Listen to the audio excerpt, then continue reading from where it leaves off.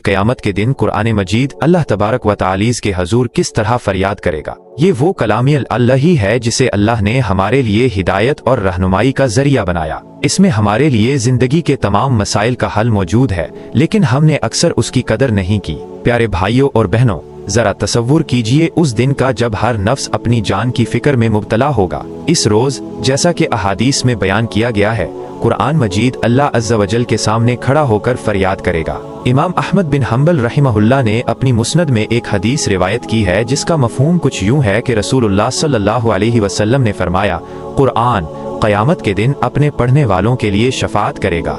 ये कहेगा, ए रब, उसने मुझे रातों को बेदार रहकर पढ़ा और दिन में मेरी पैरवी की। गौर फरमाएं, ये हदीस उन लोगों के लिए कितनी बड़ी खुशखबरी है जो कुरान मजीद की तिलावत करते हैं, उस पर गौर व फिक्र करते हैं और उसके अहकामात पर अमल करने की कोशिश करते हैं। कुरान उनके हक में गवाही देगा और अल्लाह से उनकी बख्शिश की सिफारिश करेगा।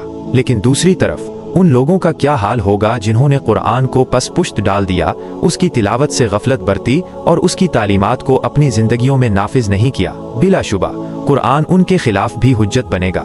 एक और हदीस में रसूलुल्लाह सल्लल्लाहु अलैहि वसल्लम ने फरमाया, जिस शख्स ने कुरान पढ़ा और उस पर अमल किया, उसके वालिदैन को क़यामत के दिन ऐसा ताज पहनाया जाएगा जिसकी रोशनी सूरज की रोशनी से भी ज्यादा होगी। तो आइए आज हम सब मिलकर ये अहद करें कि हम कुरान मजीद को अपनी जिंदगियों का हिस्सा बनाएंगे। रोजाना उसकी तिलावत करें, उसके मानी और मफाहीम को समझने की कोशिश करें और उसके अहकामात पर अमल पैरा हों। अपने घरों को कुरान की तालीम से रोशन करें और अपनी औलाद को उसकी मोहब्बत और अहमियत से आगाह करें।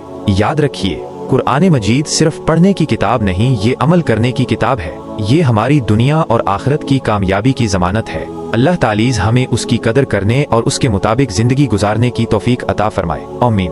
व आखिर दअवाना इन्नल हम्दुलिल्लाहि रब्बिल आलमीन।